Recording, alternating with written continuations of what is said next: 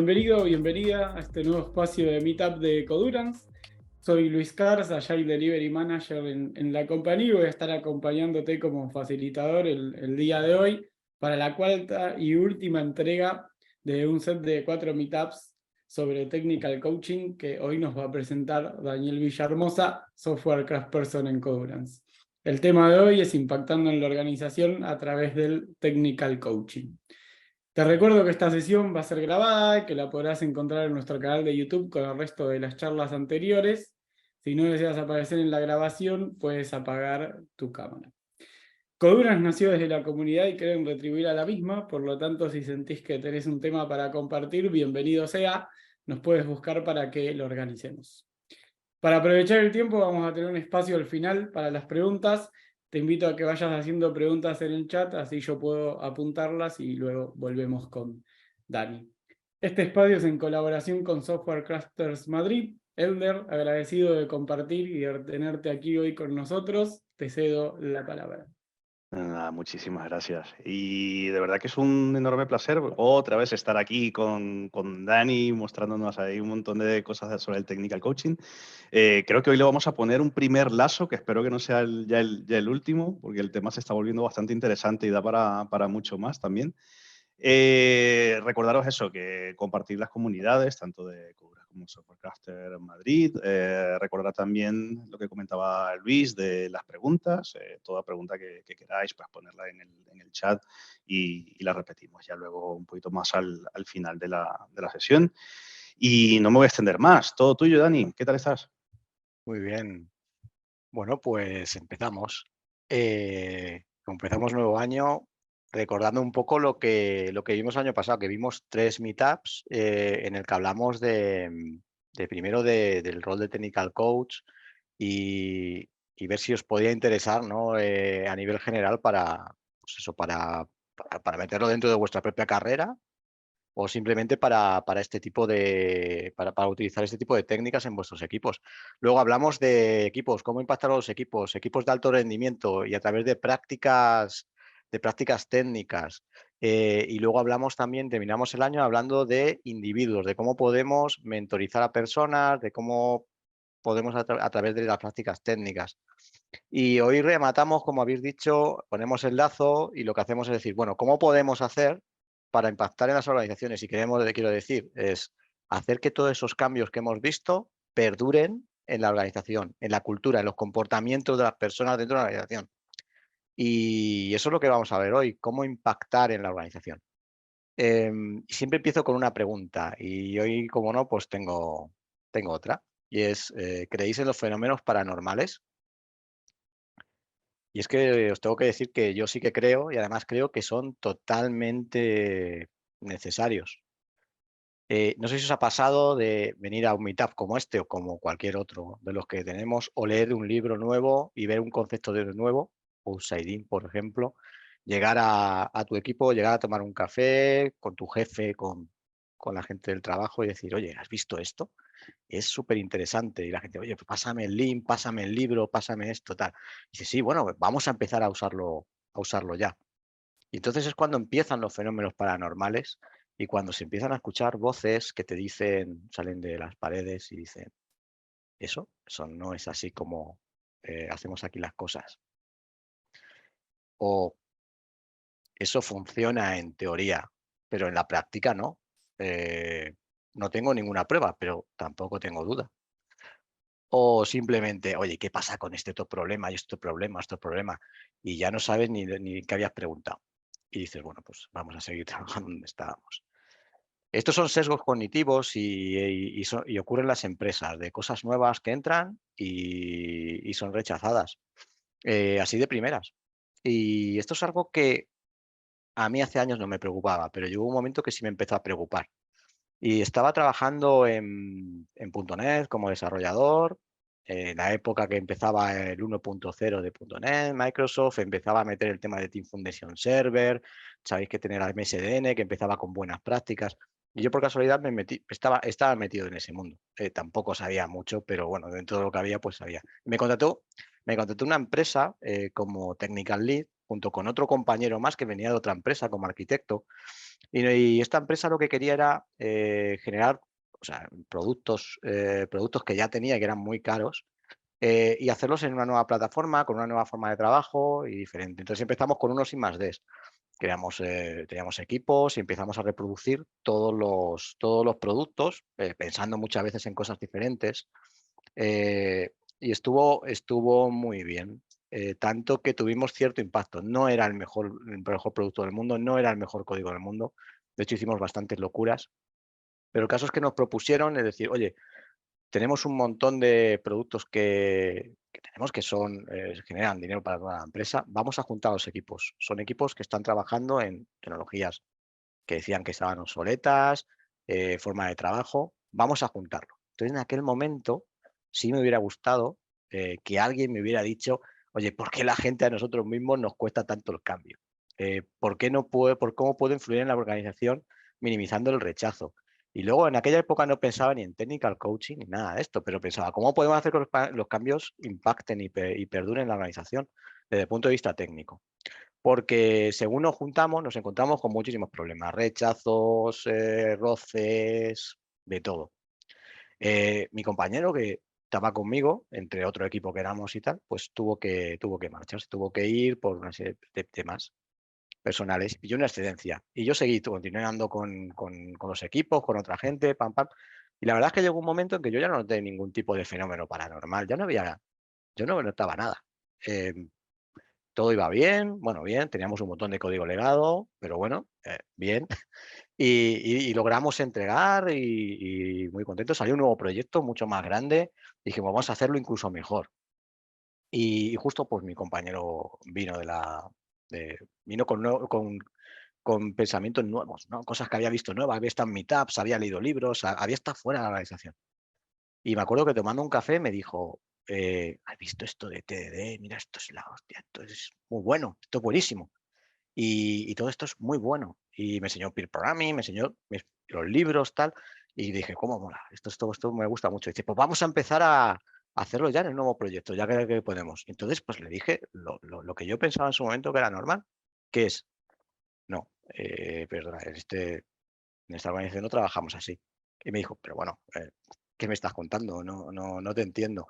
Dice, bueno, es que esto en teoría funciona, pero en la práctica no. Dice, pero tú lo has hecho. Digo, no, pero sé que en teoría funciona, pero... Y al final le dije, mira, me tengo que ir. ¿Qué pasa con este tipo de problemas como la base de datos? Tal? Me tengo que ir. Y me fui. Y se me quedó mi compañero diciendo, ¿qué ha pasado?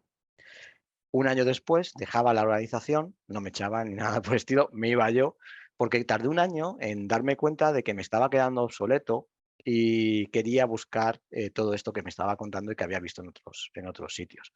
Me iba con tristeza porque ya llevaba muchos años allí, pero me iba pensando si había sido abducido por la cultura organizacional, por los comportamientos, las cosas, pues eso cuando te dicen, no, aquí no trabajamos así, esos son los comportamientos que no están escritos en ningún lado. Y entonces empecé a pensar que sí que existían los fenómenos paranormales.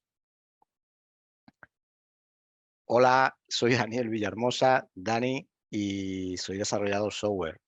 Llevo más de 20 años trabajando en la industria, en distintos roles, y bueno, pues soy una persona normal como todos los que estamos aquí.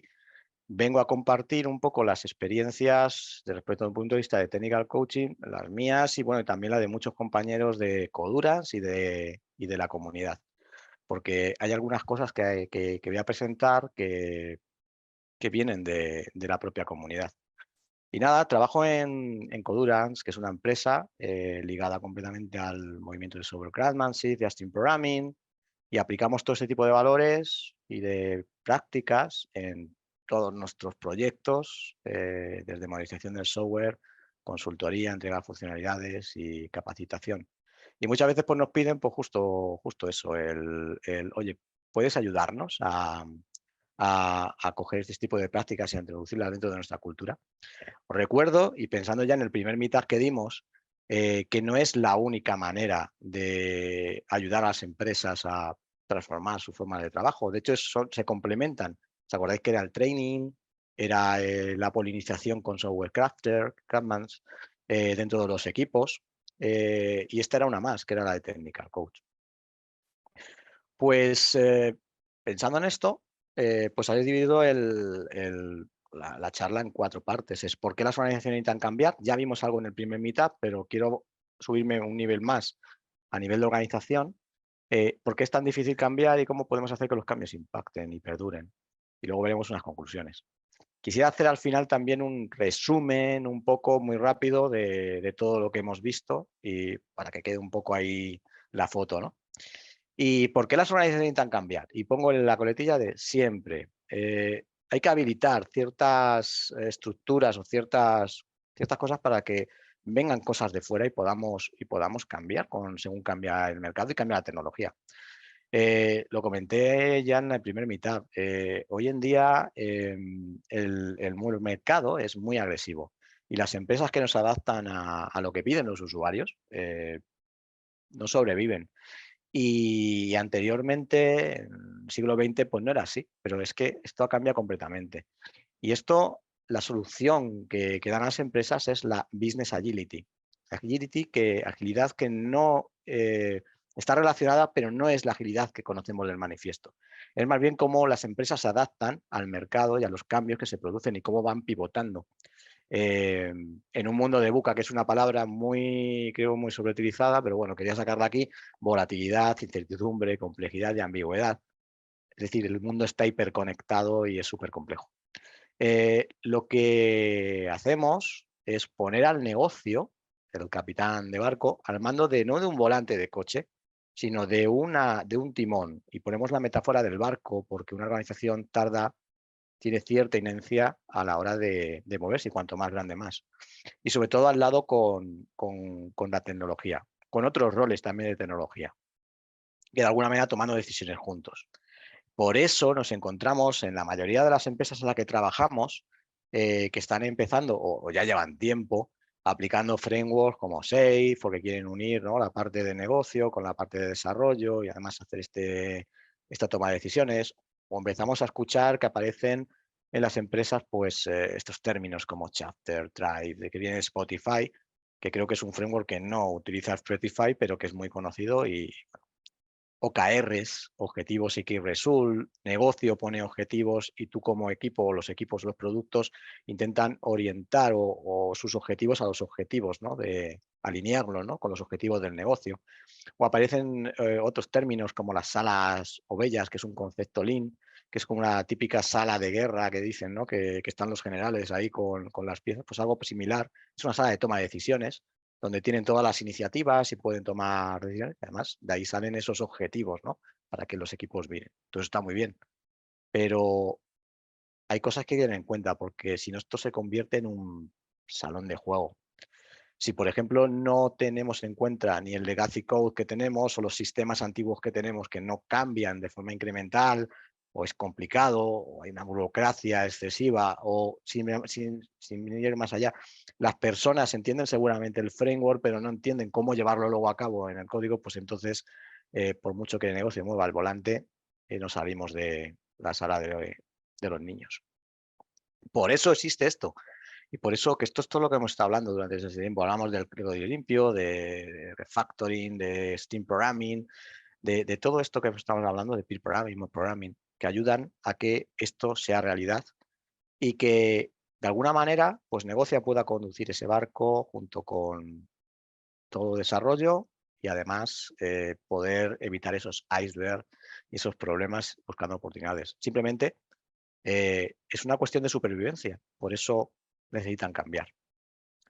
Y diréis, bueno, todo esto suena muy bien y aparte que es cierto, ¿por qué cuesta tanto cambiar? Entonces, no, es porque la experiencia nos dice que cuesta cambiar. Bueno, pues es una cuestión de nuestra propia naturaleza. A todo, siempre nosotros estamos preparados o programados para no gastar mucha energía, gastar la mínima posible. Si los mamuts están aquí, ¿para qué me voy a ir a cazarlos, pues yo qué sé, 2 kilómetros más para allá? Pues ya cuando se acaben, pues ya iré para allá. Ahora mismo me los como aquí. Y si ya me los dan, pues mejor. Entonces, nuestra tendencia siempre va a ser la de rechazo. Siendo conscientes, pues muchas veces pues, tenemos que salir de nuestra zona de confort. Pero si esto lo subimos a un nivel más de organización, que es más complejo, pues eso, exactamente, es más complejo. En los años 90 del siglo pasado, John Kotter, que es un consultor, bueno, es una empresa, pero entonces era un consultor que había trabajado en un montón de empresas de transformación, pues sacó un artículo en el que contaba un poco cuáles eran los antipatrones, o más bien los errores que se cometían a la hora de transformar empresas a nivel de tecnología, de forma de trabajo. Y decía que el primero de ellos era no establecer el suficiente sentido de urgencia, que la gente no fuera consciente que esto es una cuestión de supervivencia y que hay que hacerlo ya. Si piensas a la hora de que empiece una transformación en una empresa, tiene que ser sobre todo alguien que tenga cierto empoderamiento dentro de la empresa, normalmente directivos, pero no tiene por qué ser así. Pero para que se inicie, sí. Tiene que haber un sentido de urgencia. Otra es no crear una coalición guía suficiente empoderada. Normalmente también suelen ser directivos que luego se generan grupos más técnicos o, imagínate, el grupo de Agile, el grupo de DevOps, el grupo de Cloud, que se encargan de llevar a cabo el cambio, no de hacer ellos el cambio, sino de fomentar que el cambio se pueda hacer, porque hay que convencer a la gente. Otra es la falta de visión. Si quieres convencer a la gente, necesitas tener la visión hacia dónde vas. Y la falta de esa visión también es un problema. Y además, como tendrás que comunicarla para que te la compren, el no comunicarlo bien también es un problema. El enviar un mail y decir, ya nos transformamos y ya vamos a tirar hacia aquí o vamos a tirar hacia allá. No, hay que hacerlo de forma continua usando todos los canales. Veremos muchos ejemplos luego. O no remover los obstáculos de la nueva visión. Ejemplo, pues vamos a pasar a cloud y sigo teniendo un montón de cosas antiguas, de burocracia, y no aprovecho el cloud, ¿no? O la integración continua, no sé, ese tipo de cosas. Pues hay que ir removiéndolos, hay que ir eliminándolos. No planear para crear quick wins. Por ejemplo, suelen plantearse, oye, tenemos un GAN entero donde vamos a transformarnos y aquí tenemos un hito y aquí otro a 4 o 5 años. Eso no funciona, no funciona así el cambio. La idea es generar un plan más alto nivel que se llama estrategia, donde puedas de alguna manera también ir pivotando en función de lo que pasa y sobre todo cuanto antes entregar key wins, evidencias que convenzan a la gente de que esto se puede hacer, cosas muy pequeñas. Declarar la victoria demasiado pronto, pues lo mismo, dentro de 3 años estás transformado. Te pongo a hacer Scrum, te pongo a hacer TDD, aunque no lo hagas bien, bueno, ya te da la charla y ya estás transformado. Pues no. Hay que anclarlo dentro de la cultura organizacional, dentro de los comportamientos. Y hasta que no está anclado, eso no, el cambio no se da por terminado. Bueno, nunca se da por terminado realmente, porque siempre requieres una mejora continua. Kotter, después de esto, pues sacó un modelo. Hay muchos modelos, pero este es uno bastante, no es simple, pero creo que se entiende bastante bien cómo funciona. Crear un sentido de urgencia, te habla, crear una coalición que esté empoderada, desarrollar una visión y estrategias, comunicar el cambio, remover barreras, lo mismo que me está contando. Y el único cambio es build on the chain, básicamente el resistir, no resistir, sino el no desesperarte y continuar y continuar y continuar. Y luego institucionar el cambio normalmente con mejora continua. Desde el punto de vista cultural, es decir, de comportamientos que tienen las personas dentro de las empresas, hay un modelo que es interesante, que es el modelo CAI, que te permite saber tu empresa, mirarla desde el punto de vista, bueno, esto se entrega en una serie de surveys, siempre se me olvida cómo se dice en castellano, Luis, ¿cómo se decía? No recuerdo. Encuestas. ¿Cómo? Encuestas, sí. Mira, no es que no lo sé, es que no se me viene a la cabeza. Encuestas se entregan a la empresa, se entregan a ciertos directivos, entonces sacas una serie de datos y empiezas a entender un poco la empresa, como si tira mucho hacia la parte más externa, si está muy orientada a los usuarios, a los clientes, o más orientada a nivel cultural hacia sus procesos o internamente a ellos mismos. Incluso si son más flexibles o si buscan más la estabilidad. Ninguna de las cosas es mala. Lo que pasa es que puede tener dominancias distintas. Por ejemplo, una empresa que estuve trabajando de educación, por ejemplo, orientada a educación, pues ellos tenían muy orientado el tema clan, es decir, éramos muy paternalistas, el jefe era visto como un mentor, esto está muy bien. Sin embargo, por ejemplo, esta empresa tenía esta parte más foco de procesos, de forma de trabajo, pues peor.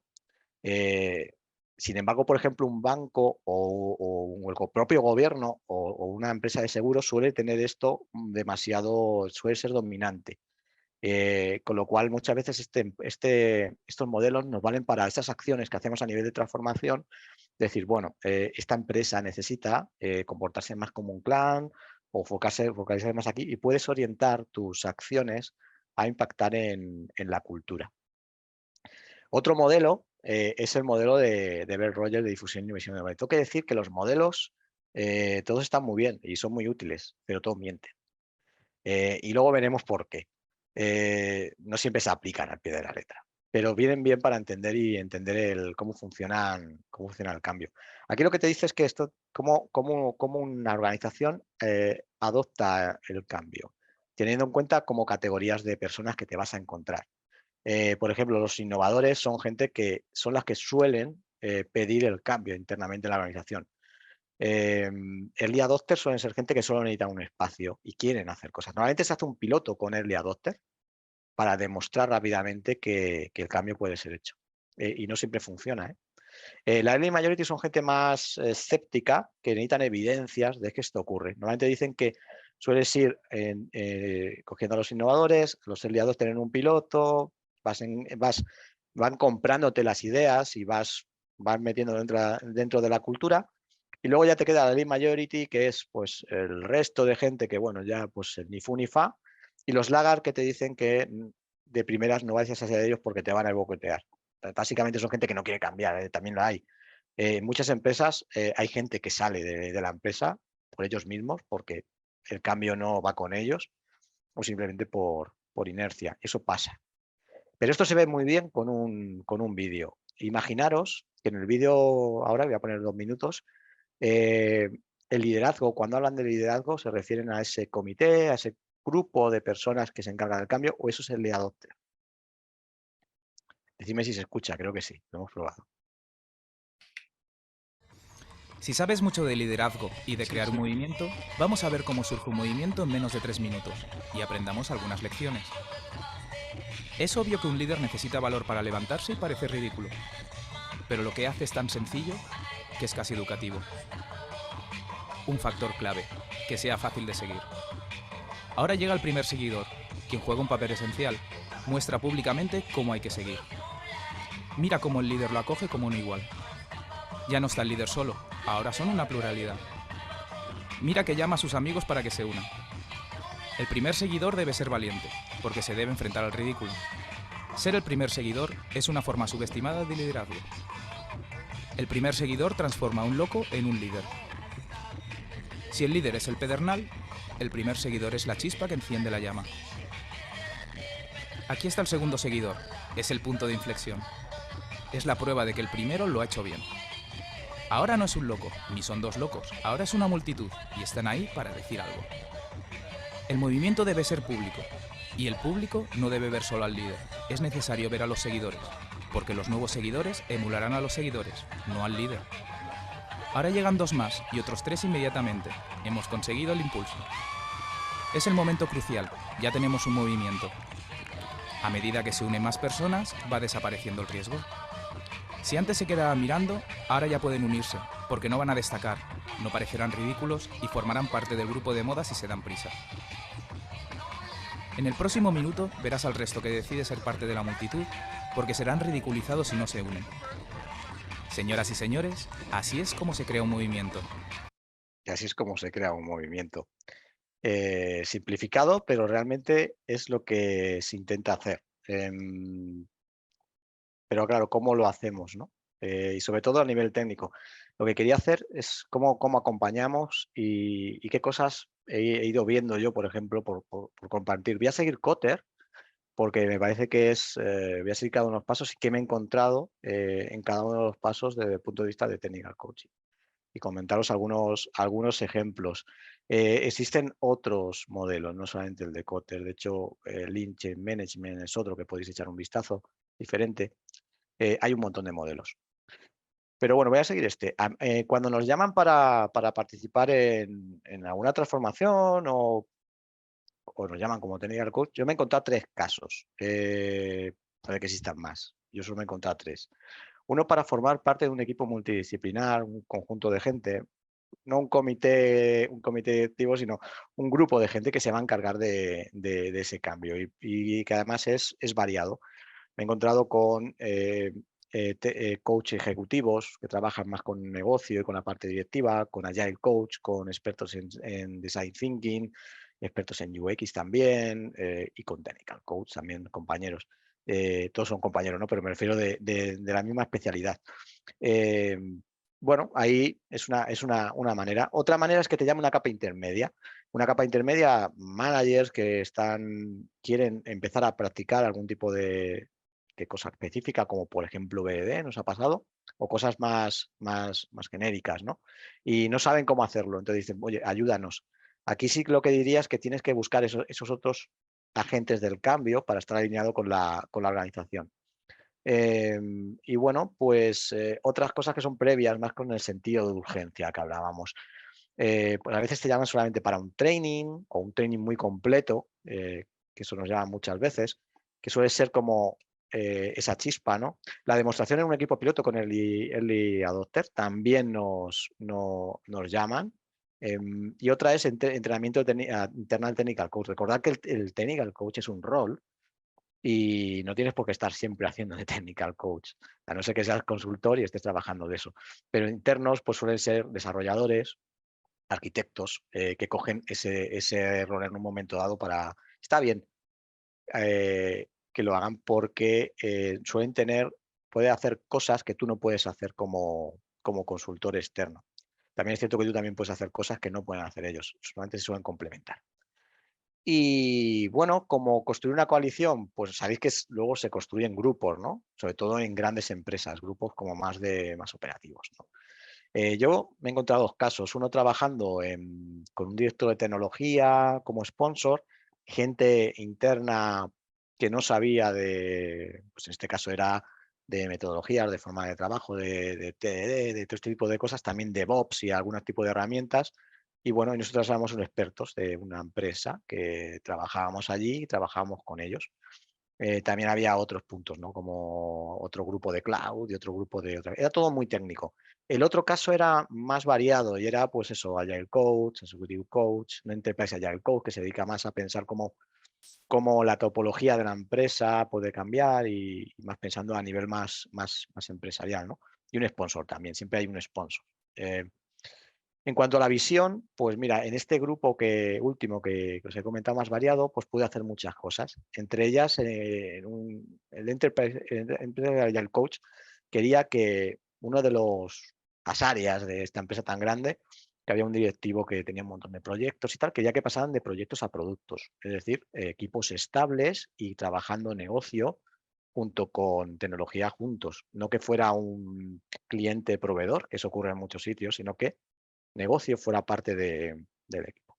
Entonces empezaron a crear una visión de, primero pidió los productos, identificar qué productos había y luego identificar esos roles, ¿no? El rol sobre todo el de Product Manager, Tribe Lead se llamaba, para que se entienda, Product Manager, y el otro era el de la parte más técnica, era Product Teach, no sé cómo se llamaba. Tribe Test Lead realmente se llamaba, pero no sé cómo traducirlo. La persona que más técnica se iba a ocupar de la parte técnica. El producto no era un equipo, eran muchos equipos. Bueno, pues ahí cogí el rol de Tribe Designer, que se llamaba en su momento, y les ayudé con ciertos workshops a crear la visión, el propósito, la misión también, los OKRs y luego por la estrategia, que era un plan como a muy alto nivel donde juntaban la parte de negocio con la parte técnica, donde ellos se querían apalancar en varios puntos técnicos. DevOps, si no recuerdo mal, la parte de datos era muy importante para ellos, apificación, más cosas que no recuerdo y la parte de él también creo que también. Entonces, como Technical Coach, mi gorra de Technical Coach que tuve que cambiar, eso es lo que pasa cuando formas parte de un equipo que son muchos roles, ¿no? Pues lo que hicimos fue, con los equipos de desarrollo, porque había equipos y gente que llevaba tiempo trabajando, lo que hicimos es ver cuáles eran los pain points y cómo podíamos solucionar, que eran los posibles. Eso formó parte de la estrategia, junto a otras muchas más cosas. Y la estrategia fue socializada, es decir, cada producto Y llegaba a la empresa y había un foro donde ellos explicaban el cambio, qué iban a hacer, cuándo iban a empezar, cómo lo iban a hacer, cuál era su estrategia, y recibían feedback de otros productos y de la parte directiva y bueno, de todo lo que quería ir allí. Y bueno, luego lo ponían en ejecución. En cuanto a la comunicación, esto es parte de la comunicación, pero también luego durante la ejecución se usaban mucho las comunidades de prácticas. Sabéis que sobre la comunidad de prácticas el objetivo es aprendizaje, co-creaciones, se puede hacer link coffee, los coding dojo, pero era un buen sitio también para empezar a meter los cambios dentro de los equipos. Pues, por ejemplo, a nivel de Agile, pues si se quería usar una herramienta nueva como Jira, pues seguramente se habilitaba a través de las comunidades de prácticas. Si se quería usar algún tipo de herramienta o algún tipo de cambio, lo que fuera de la parte de desarrollo, las comunidades de prácticas de desarrollo, había de front, había de backend. Se usan mucho las comunidades de prácticas para todo esto. Hay empresas que no creen en este tipo de dejar tiempo, ¿no? Para que la gente aprenda y evolucione. Entonces, suele ser un problema. Con lo cual, bueno, en un caso, en una empresa, pues me encontré que no había esto, no estábamos en ese punto.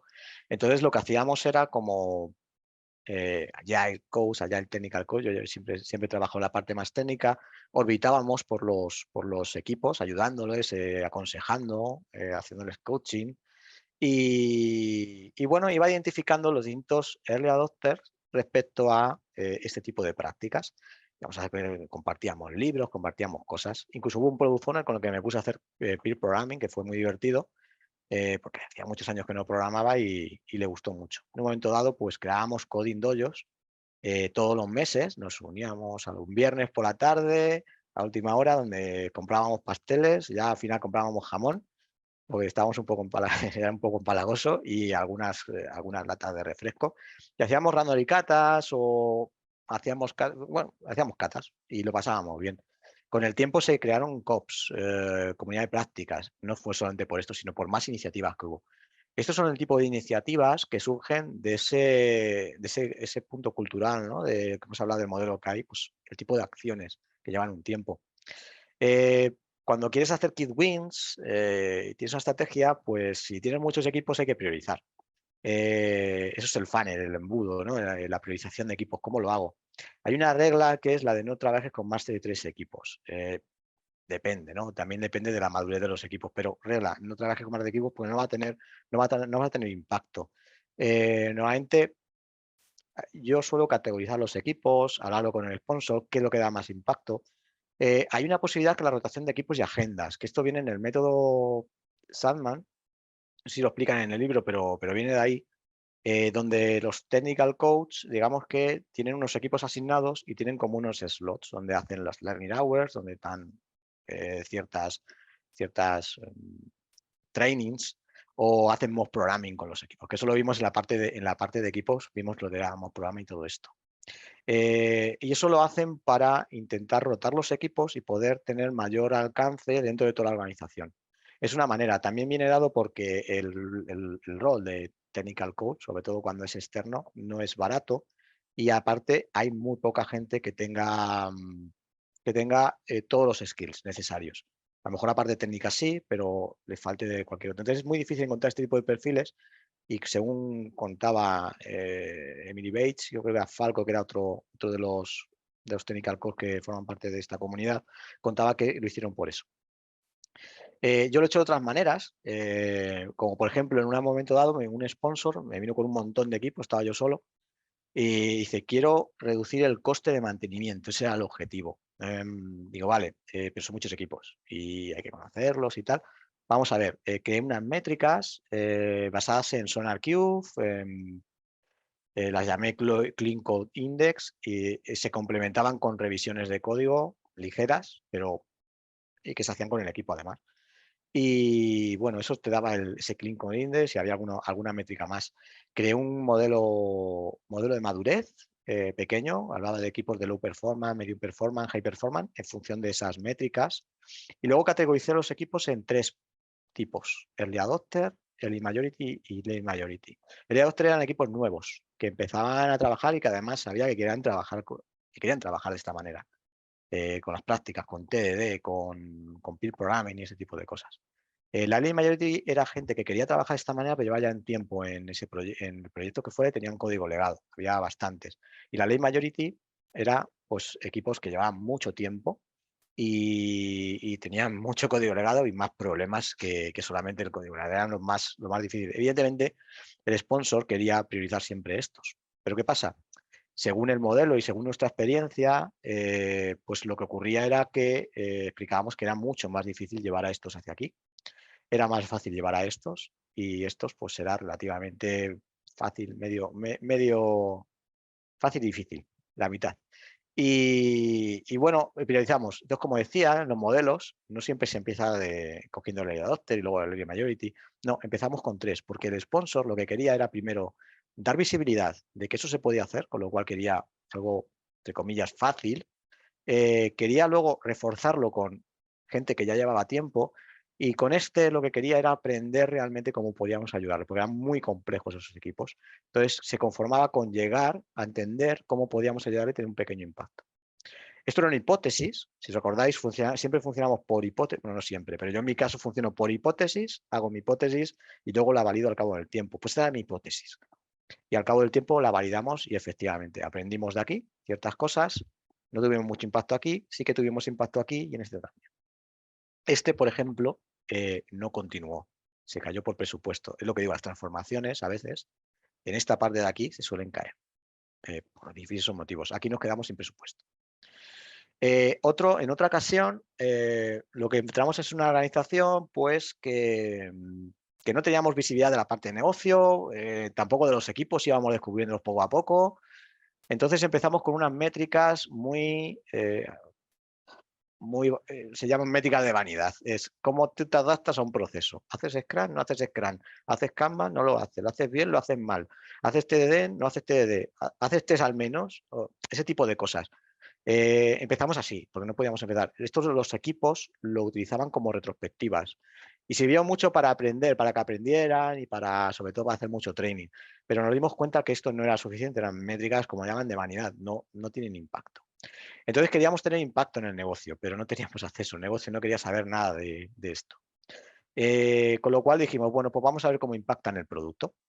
Vamos a ver cómo este tipo de prácticas impactan en tu producto. Y hacíamos revisiones de código con el equipo, mirando principios solid, drive, first, seguridad, performance, la arquitectura, no sé, había un montón de cosas.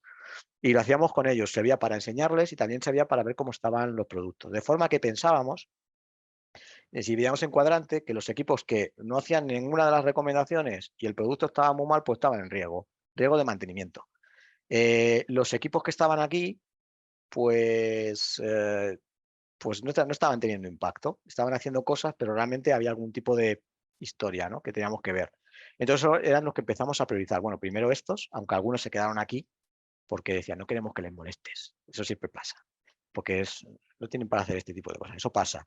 Pero bueno, empezamos a trabajar y llevamos a muchos equipos aquí, a la que llamamos zona de excelencia, es decir, además de hacer, es que además impactas en el producto a nivel de calidad, ¿no?, y de cómo se hacen las cosas.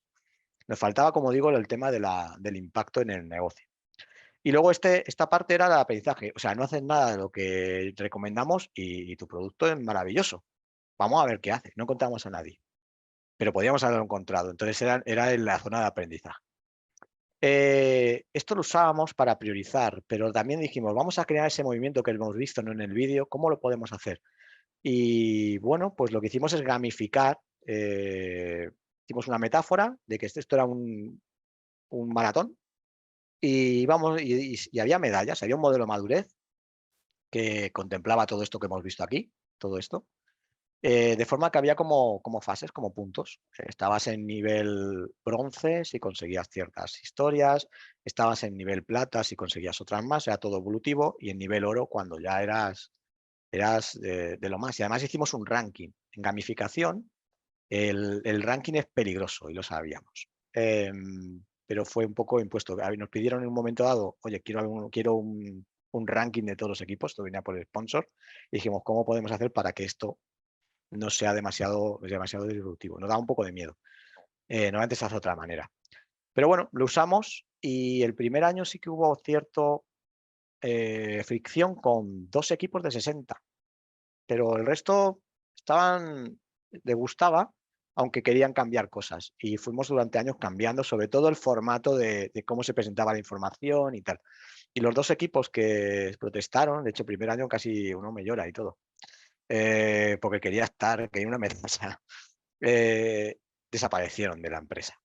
Porque realmente eran equipos, algunos equipos eran equipos que ni siquiera tenían sentido desde el punto de vista software, cuando se miró la topología, y otros pues desaparecieron. Primer año conseguimos, esto fue muy lento, no fue rápido, fue lento. El primer año, bueno, tuvimos que meter, no he dicho nada, tuvimos que meter un nivel más que era el base, es decir, tienes las zapatillas, has hecho el training para empezar a correr, has perdido peso, y tuvimos que poner ese nivel porque es que ninguno de los equipos llegaba. Hay que decir que también había una serie de early adopters, que eran pilotos, que ya empezamos mucho antes con ellos, y eran los que iban tirando del carro. El primer año celebramos, porque anualmente celebramos, damos medallas y tal, 5 equipos en base y varios en bronce, que eran los early adopters. Gustó tanto que empezamos a utilizar como objetivos. El sponsor usaba como objetivo decir, este año me gustaría tener tantos equipos en bronce, tantos en plata y tantos en tal. Entonces, bueno, pues lo poníamos como objetivo, como equipo, y bueno, ya era cuestión de los equipos que lo consiguieran y nosotros fomentarlo y trabajar con ellos. Siguiente año, pues hubo algunos en plata, los Early Adopter y otros en oro. Ya empezó a haber alguno en plata y alguno en bronce que no eran Early Adopter. Y todos estaban en base prácticamente. Y el último año ya empezaron a entrar en oro, los Early Adopter entraron en oro, pero ya empezaron a entrar otros que no eran Early Adopter. A mí me preocupaba mucho el tema de cómo puedo hacer que esto impacte la cultura, porque esto al final no deja de ser algo que estás haciendo mucho push. Bueno, estás empujando tú mucho para que esto se produzca, trabajando con los equipos y tal. ¿Cómo puedo hacer para que esto perdure solo? Entonces, lo que hacíamos, formamos un equipo, era directamente, antes de que llegara el oro, en esa retrospectiva decíamos, cuando conseguís el oro, hay una sorpresa, hay algo más allá del oro, pero no te voy a decir qué es. Y generábamos hype. Directamente, la gente, la verdad es que eso le gustaba. Quiero comentar una cosa. Algo que emergió y era totalmente inesperado. Había un equipo, como he comentado antes, había varios, ¿no?, que fuimos trabajando, que estaban en riesgo, pero hubo uno que no querían tocar, porque era un equipo que no se podía tocar, no había que molestarle. Entonces, en un momento dado, un negocio quiso invertir una pasta masiva en este producto para que fuera distribuido por todo el mundo. Era algo estratégico. Entonces, el director de tecnología, cuando vio esto, dijo, ¿has visto esto? Y claro, el negocio empezó a decir, ¿y por qué está en riesgo esto? Y vamos a meter aquí una pasta tremenda. Entonces hicieron una auditoría y, claro, confirmaron lo mismo que nosotros decíamos. Yo puedo poner un ejemplo de muchas cosas que pasaban. Que ya había muchos países con muchas configuraciones, un producto que era un producto muy pequeño, un I+D. Y aparte que cada una de las configuraciones era una rama de Git, copy y paste. No era escalable, entre muchas otras cosas que había. Entonces el negocio, al darse cuenta y a entender las explicaciones, dijo, voy a invertir. Invirtió dinero en poner estos, o sea, pusimos nosotros, en verde. Y luego ya empezaron pues eso, a distribuirlo y tal, y salió bastante bien. Eso le dio mucho valor, ya tuvimos un impacto sin quererlo. Entonces, a partir de esto y de otras cosas que habían pasado, los productores se dieron cuenta que los equipos que estaban en esa zona trabajaban mucho mejor. Daban mucho más impacto al negocio, daban menos problemas, que eran mucho mejores. Y empezaron a preguntar que quién trabajaba ahí, más que quién trabajaba de personas, qué partners trabajaban con ellos, porque era una empresa que trabajaba con partners, no tenía su propio desarrollo. Entonces los partners habían empezado a especializarse, habían visto una oportunidad, habían visto que además para ellos internamente les venía bien, y muchos partners habían empezado a coger ese tipo de metodologías, habían hecho cursos, habían evolucionado. Y entonces el resto de partners empezaron a desaparecer. Y eso fue curioso. Siguiente nivel era el Platinum. Cuando la gente llegaba a oro, dice, bueno, nivel Platinum. Pero siempre decíamos, un gran poder conlleva una gran responsabilidad. Ya esto ya no va de que tú, como equipo, quieras ser el mejor. No, esto va de que impactes en la organización. Queríamos buscar esa motivación intrínseca y que además esto funcionara y calara dentro de la cultura. Habíamos creado ya comunidad de prácticas antes. Entonces, la idea era que ellos eran a los technical coach, como equipos. el propósito era acompañar a otros nuevos que entraban, a gente nueva que entraba, a tirar de las comunidades, tirar de todo esto. Y ayudar a evolucionar el modelo de madurez. Era suyo. Y la idea de dejar era que nosotros fuéramos desapareciendo. Yo me fui aquí, no sé qué ocurrió, pero sí es cierto que al cabo de muchos años, en una entrevista, bueno, una entrevista no, mirando currículums, vi currículum de una persona que venía de Technical Coach, que venía de esta organización. Me quedé como diciendo, conclusiones. Solo cambiamos si adquirimos conciencia de que el cambio mejora nuestra supervivencia o implica nuestra supervivencia. Y es que es así. Eso pasa para organizaciones, equipos y personas. El cambio es un proceso, no es algo que ocurra de un día para otro, y podemos apoyarnos en modelo de cambio, pero no podemos cogerlos al pie de la letra. Y bueno, introduciendo este tipo de prácticas dentro de la cultura, se convierten en hábitos, se convierte en algo natural y se tiene mayor foco en el valor entregado, en lugar de en seguir, ¿no?, la metodología o lo que fuera, sino más en el valor que das. Esa es una cosa positiva. Y diréis, bueno, ¿y qué pasó contigo que te fuiste? Si fuiste aducido al principio, negaste a TDD, negaste todo y luego te fuiste para aprender. Bueno, pues yo me fui a una organización similar y fui mentorizado por 2 Agile Coach dentro de una transformación pequeña, de esas que sale de una capa de management, ¿no? Y bueno, era una manera de demostrar que una persona como yo, que, que no quería nada de esto, pues a través del mentoring y a través del coaching, pues que podía cambiar. Yo también quería hacerlo, ¿verdad? Y ahí es donde aprendí el tema, el poder, ¿no?, y el impacto que tienen las personas, el mentoring y ese tipo de modelos, ¿no?, como Grow, que hablábamos en la primera parte. En la primera parte no, en la mitad de individual. También estuve trabajando bastante tiempo con un equipo de early adopters dentro del mismo programa, haciendo demos, programming, ese tipo de cosas. Y ahí todos salimos alucinados con un technical coach de cómo los equipos podían llegar a alto rendimiento. Yo no sé si éramos alto rendimiento, pero salimos flipados, salimos alucinados. De ahí, como digo, esto no caló dentro de toda la organización, pero fue tremendo el impacto que tuvo, pero no llegó a calar. Yo me fui de aquí, también el resto también se fue y salimos alucinados. De hecho, muchas veces nos reunimos para hablar de justo solo de esto, la TPT, lo llamábamos, era como se llamaba el proyecto. Y yo me fui y empecé a trabajar en una organización para ayudar en este tipo de cosas, me gustó mucho y es donde hice todo el tema de la gamificación y tal, fue muy bonito, vi cómo funcionaba el tema del cambio y bueno, trabajar con equipos, pero vi que faltaba negocio. Sé que se quedaron con que tenían que unir ya negocio con todo esto, pero yo me fui y vi que esto no encajaba del todo si no ibas a negocio. Me fui a trabajar con un equipo de Agile Coach, como la parte técnica, ¿no?, del equipo, y me enseñaron un montón de cosas, y entre ellos la Business Agility, ¿no? Cuál era el propósito al final de todo esto. Y a mí todo esto me ha servido mucho, porque hoy en día trabajo en Codura y trabajo como desarrollador. Cuando sale un proyecto de Technical Code, pues cojo el rol de Technical Code y hago de esto. Hoy en día me encuentro haciendo desarrollador, intentando polinizar otros equipos de cliente, que es la otra parte, ¿no?, de la transformación. Y a mí esto me ha servido mucho para entender cómo funciona el cambio y para muchas cosas. Por eso quería traerlo a la comunidad. Y diréis, bueno, pero ¿tú realmente crees en fenómenos paranormales? Pues sí, claro que creo, y son necesarios. Hoy en día todo cambia mucho para las empresas, pero para nosotros constantemente. Como desarrolladores es frenético todo lo que tenemos que aprender, cómo cambian todo, como seas de front ya ni te cuento, ¿no? Y esto es así.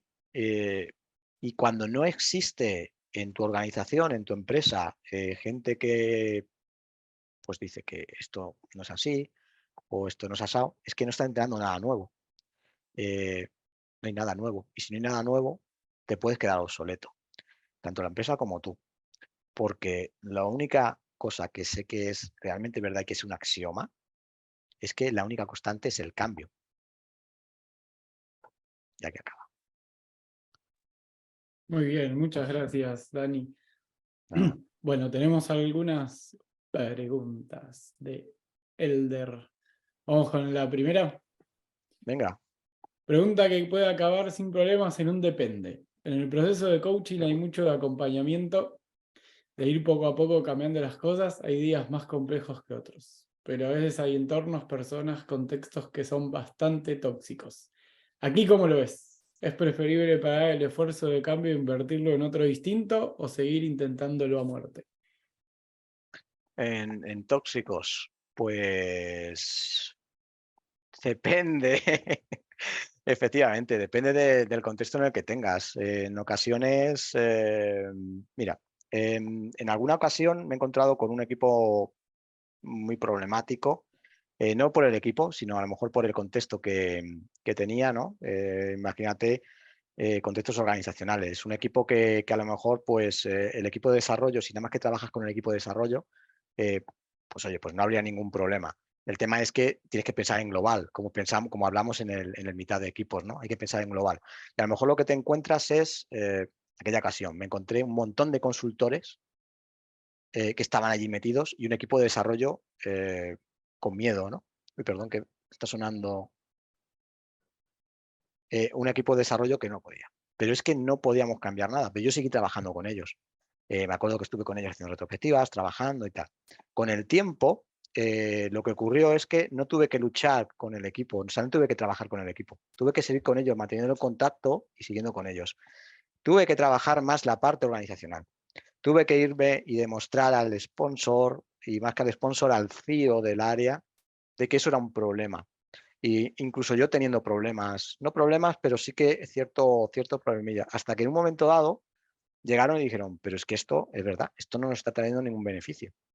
Y fue un cambio que hizo. En el momento que cambió el contexto, el equipo cambió, pero cambió completamente. Entonces, a veces hay que también buscar batallas, ¿no? Porque al final tienes que buscar dónde tienes impacto. Pero otras veces, pues si desesperas y lo abandonas, pues no consigues impacto. Es un balance. Al final tú lo que tienes es tu funnel de equipos, dónde pongo impacto y siempre hay que mantener. Me acuerdo que este Enterprise Agile Coach con el que trabajaba decía, hay que mantener el chiringuito, que es todos estos equipos que realmente igual no, no quieren cambiar, pero hay que estar con ellos de una forma constante. Igual a veces hay que darle menos tiempo, depende de cómo tú estés, pero no puede. Y otras veces, pues depende. Es que son mucha gente. Pero bueno, no sé si te he contestado. Sí, perfecto. No, si la duda venía bastante por eso, ¿no? Como el chiste, ¿no? De, bueno, ¿cuántos Agile coaches hacen falta para cambiar una bombilla? Y bueno, solamente uno, pero la bombilla tiene que querer. Entonces, bueno, este es el caso donde Claro. nadie quiere. ¿Qué hago, no? ¿Lo invierto ahí o lo invierto en otro sitio? Fueron 2 años con ese equipo. 2 años. Que pasó mucha gente y la verdad es que nunca le dejé. A veces hubo temporadas que igual, pues, bueno, ahí está, luego volvíamos y tal, pero fueron 2 años. O sea, no fue inmediato. Hay que tener mucha paciencia. Muy bien, gracias. Elder, ¿querés hacer la segunda, ya que también es tuya? Venga, va. Estaba por aquí. Sí. Justo cuando estabas hablando de los equipos, las medallas, los niveles y todo esto, justo luego comentaste de, bueno, se iban sumando nuevos coaches y seguía más o menos el modelo, pero me surgía la pregunta del otro lado y es, oye, tengo early adopters, ya los he llevado a un nivel bastante maduro, bastante sólido. ¿En algún momento llegasteis a plantear el tema de, bueno, hago mitosis de este equipo que ya ha evolucionado un montón y con eso formo nuevos equipos, con eso que ya tengo avanzado con ellos y creo esa cultura con estos nuevos equipos que están haciendo? No, en ese contexto precisamente no se podía. Eso se hace, lo he hecho en otros sitios, en la polinización de equipos, sobre todo en propios productos, cuando quieres escalar. Eso es cuando más se hace. En este no se podía porque el contexto organizacional era, mira, esto era una empresa, la parte corporativa, y había muchos países.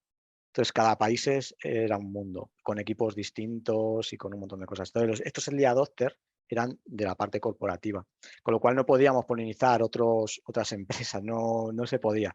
Entre ellos sí rotaban, pero eran los early adopters, y es que llegaban desde el principio. Pero sí, eso es muy buena idea. Estoy pensando si lo utilizan en algún sitio que no sea en un producto para escalar. No recuerdo ahora mismo. Seguro que sí, pero no recuerdo. Sí. Sí, hubo un equipo que era, pues también un early adopter. De hecho, su nombre empezaba por early algo. Este equipo invirtieron mucho dinero en él, en darle coaching técnico, di yo, pero di otras personas, bien, llamaron a consultoras externas, también dieron, hubo mucha gente. Y este equipo estuvo mucho tiempo trabajando y en un momento dado polinizaron otros equipos. Eso fue dentro de un gran dominio. Y el problema que eran tan pocos, yo mi observación, ¿no? Eran tan pocos que cuando se separaron en distintos equipos, mi sensación fue que ellos fueron absorbidos por la cultura. Porque eran 5 personas en una organización de 100 y pico. Entonces, eso es lo que observé. Eso es lo que observé en ese momento. Hay que meter más gente. Yo creo que son más equipos los que para hacer eso. O menos equipos en la organización. Bien, gracias, Dani. Bueno, aprovecho y te hago yo una pregunta que tiene Sí. relación también con esto de que estamos hablando de los equipos y del ranking. ¿Qué pasa con los equipos que están muy abajo en el ranking o terminaron últimos? Sí, a ver, yo ya lo comentaba al principio. O sea, al principio de los principios, el ranking es algo peligroso. De hecho, en gamificación te suelen decir que utilices más un ranking estilo pinball. Sabes que en el pinball tú nada más que ves tu posición y a lo mejor quién está primero, pero no sabes cuál es tu posición. Sobre todo para evitar esa competitividad. Aquí es una cosa que nos vino impuesta y generó fricción, sobre todo al principio. Como he dicho, los primeros equipos, que creo que casi me llora también y tal, era más porque era una novedad y también estos equipos, el problema que tenía es que realmente no eran equipos de desarrollo, eran otra cosa y no estaba identificado.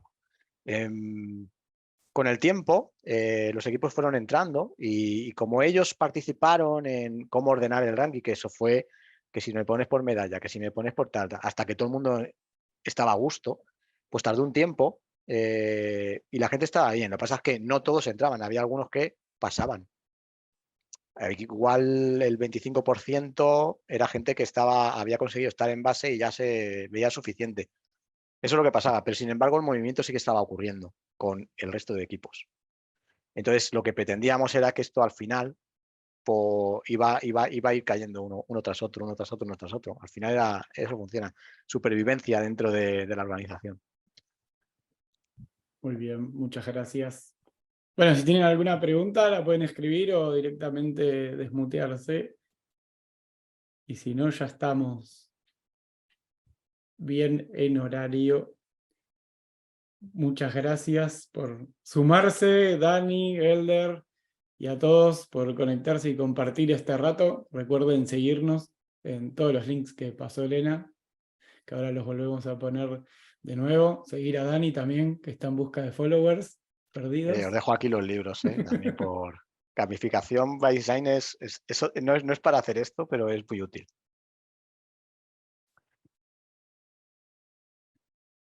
Ahí les paso los links para que tengan. Y bueno, muchas gracias. Elder, Elena, ¿quieren agregar algo?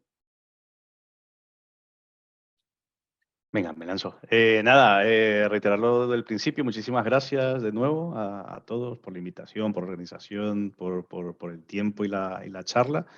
Y de verdad, lo que le decía Dani antes, y también por chat, que ojalá veamos la segunda temporada de las charlas de Technical Coaching, que vamos, con esta última ya nos quedamos con ganas de más, ¿no? Entonces, vamos a ver, ojalá podamos verle pronto. ¿Elena? He hecho muy bien ahí, Dani. Ha dejado ahí la pelota ahí a bote para que tengamos clarísimo que tenemos que seguir con el circuito ese, con este circuito. Así que nada, muchísimas gracias, Dani, muy buen trabajo. Gracias a todos por estar aquí y nos vemos muy pronto.